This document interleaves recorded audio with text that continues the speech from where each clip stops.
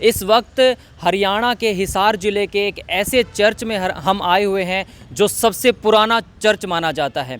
और चर्च के साथ ही एक बहुत बड़ा प्रांगण जो नज़र आ रहा है, जहाँ पर एक ग्रेव यार्ड भी है जो बताया जाता है ये भी बहुत पुराना है। और इसके बारे में अधिक जानकारी के लिए हमारे साथ एक व्यक्ति मौजूद हैं जिनका नाम विक्टर डेविड जी है। आइए उनसे जानते हैं कि ये चर्च कितना पुराना है, कब ये ग्रेवयार्ड बना था, और भी जो महत्वपूर्ण जानकारियां हैं वो सभी इन्हीं से लेते हैं। सर, आपका वेलकम है हमारे चैनल पर। आपका भी वेलकम करते हैं, आपका चैनल का भी आभार व्यक्त करते हैं। आप आए हैं, आपका धन्यवाद करते हैं। बताइए। Thank you so much.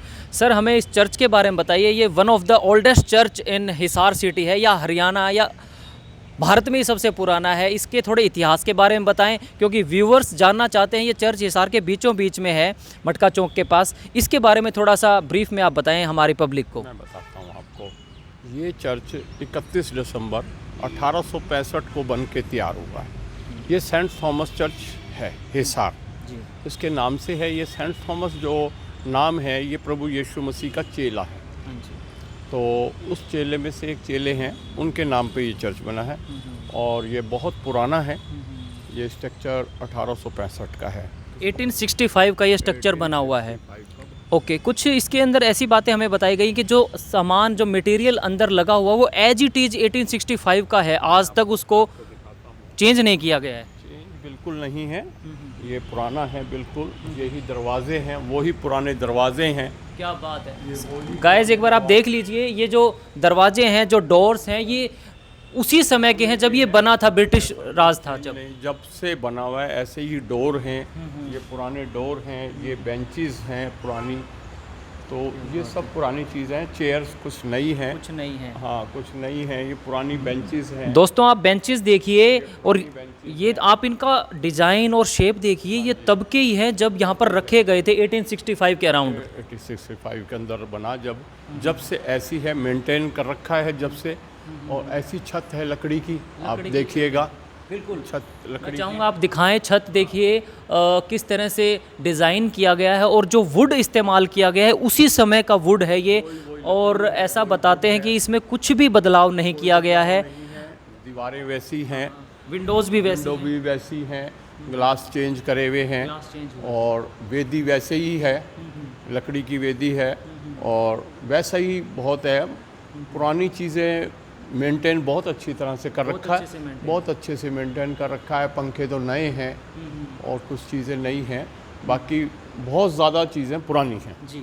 और मेंटेन है ये। सर, ये लगभग कितने एरिया के अंदर ये चर्च बना हुआ है? ये एरिया तो काफ़ी है, अभी मैं आपको दिखाता हूँ। सर, ग्रेवयार्ड बना हुआ है। ऐसा अमूमन देखा जाता है कि चर्च के साथ में कहीं हमें ग्रेवयार्ड देखने को नहीं मिलता। तो ये एकमात्र ऐसा चर्च है जहाँ पर दोनों एक चीज़ साथ में है। कई जगह होता है। ये पुराना चर्च है, तो उस समय जगह थी, और आज भी ग्रेवयार्ड है। और जब से ही ग्रेवयार्ड बना हुआ है, चर्च के साथ में है ये। और ये बहुत अच्छी चीज़ है जी कि साथ में ही ग्रेवयार्ड है। तो सर, यहाँ पर किन किन की ग्रेव्स हैं आज़ादी से पहले की? ये लगभग ग्रेव्स हैं, हमने देखा है यहाँ पर डेट जो लिखी हुई हैं बहुत पुरानी डेट्स हैं, 1863, 1872। तो उस ज़माने में तो ब्रिटिश राज था, तो यहाँ पर किन की ग्रेव्स होंगी ऑलमोस्ट? ये एक्चुअल में क्या है, ये क्रिश्चियंस, ये ग्रेवयार्ड जो है क्रिश्चियंस ग्रेवयार्ड है। क्रिश्चियंस ग्रेवयार्ड है इसको। ये कोई आर्मी के या कोई जो भी क्रिश्चियन है, ओके, आर्मी का हो, सिविलियन हो, आज भी जो भी है, कोई भी मसीह जो है वो उसके लिए ये कब्रिस्तान है। तो आज भी कब्रिस्तान है ये, जगह है। इसमें हर जने की ग्रेव है। ये पुरानी ग्रेव 1800 की हैं। सबसे पुरानी ग्रेव सर कौन सी होगी, अगर आप बताना चाहें तो? ये 1800 की है ना, 1800 की है। 1800 के अंदर से ये पुरानी है। ये ग्रेव देखिएगा। बिल्कुल 1888 आप देख सकते हैं। सबके ऊपर डेट लिखी हुई है। कुछों की डेट मिट भी गई है और नई भी है।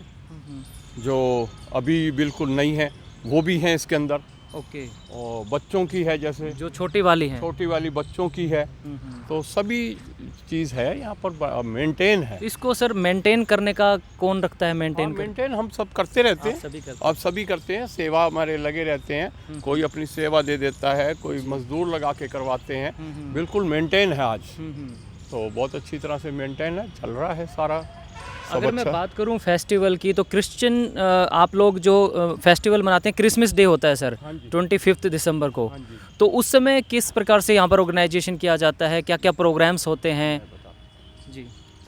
25 दिसंबर को प्रभु यीशु मसीह का जन्मदिन जी मनाया जाता है, पूरी दुनिया के अंदर मनाया जाता है और बड़े धूमधाम से। ये एक आपको बता दूं, ऐतिहासिक जो आपने बताया चर्च है, हाँ जी हाँ और यहाँ पर हिंदू, जी मुस्लिम, सिख और ईसाई सभी कम्युनिटी सारे धर्मों के लोग एक साथ इतने जोश से, आपको पता ही है, आप हिसार के हैं, जी तो यहाँ पर सभी धर्मों के लोग आकर ऐसा लगता है कि सबका क्रिसमस है। हम भी जाते हैं और धर्मों के अंदर दिवाली है, उत्सव हैं, गुरुद्वारे में है, मंदिर में है, मस्जिद में है, ईद के दिन है। हमारा हरियाणा के अंदर इतना भाईचारा है और हम सब जगह प्रवचनों में जाते हैं, सब धर्म के अंदर जाता हूँ मैं, और एक दूसरे का हम इतना मान शान करते हैं। ये हरियाणा कल्चर है, इससे मैं बहुत खुश हूँ। मैं हरियाणा वासी हूँ, तो कभी मतभेद कोई बात ही नहीं है हमारी। आज तक हम इतने पीढ़ी दर पीढ़ी आ रहे हैं, तो जी। आज तक कभी मतभेद की बात नहीं है। ये तो सभी जने सब धर्म को एकदम ऐसे बनाते हैं कि ये तो सभी धर्मों का है। जी जी तो तो सर यहाँ पर अगर मैं जानना चाहूँ आपके बारे में, तो आपकी कितनी पीढ़ियाँ यहाँ पर सेवा करती आ रही हैं, और आप कौन सी पीढ़ी हैं सर? मैं चौथी पांचवी पीढ़ी हूँ। ओके। तो मेरे बच्चे हैं, तो हम चौथी पांचवी पीढ़ी से, हम 100 साल से ऊपर के यहीं हैं। आपके और हम- फादर, ग्रैंडफादर, हाँ, फोरफादर्स? ग्रैंडफादर, मेरे फादर का 1933 का यहीं का जन्म है। ओके। मेरे फादर का, अच्छा। मेरे दादाजी रहे और रहे पूर्व हमारे, हम यहीं से हैं, हम्म। पीढ़ी दर पीढ़ी हैं।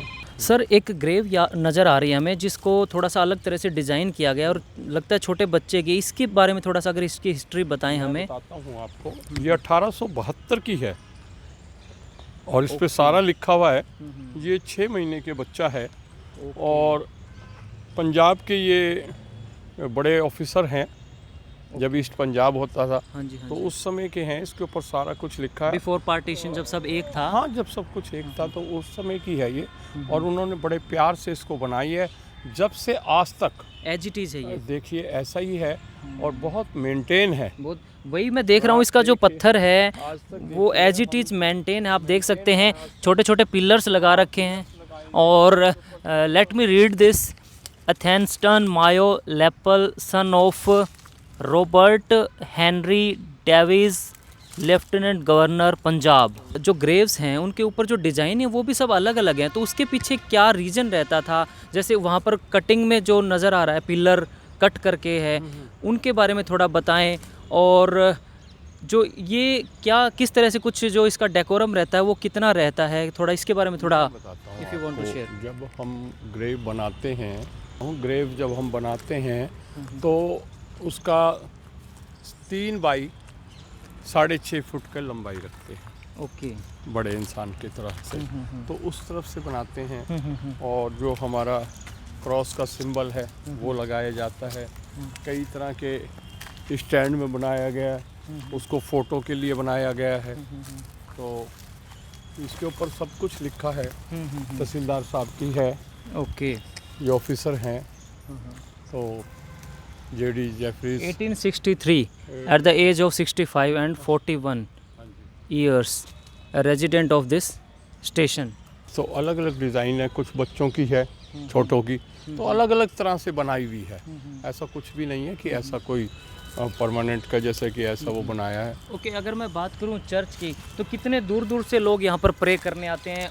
If I talk about the senior like politicians, तो कौन कौन बड़े बड़े लोग यहाँ पर आते हैं प्रे यहाँ पर करने? मैं आपको सबसे बड़ी बता दूं कि यहाँ पर हमारे जज साहब भी आते हैं, ओके जजेस भी आते हैं और मिनिस्टर्स हैं। ओके। ये सबके लिए एक समान है। यहाँ पर सिर्फ प्रभु यीशु मसीह का जो चर्च है ये उनके नाम से है। यहाँ पर कोई छोटा बड़ा नहीं है।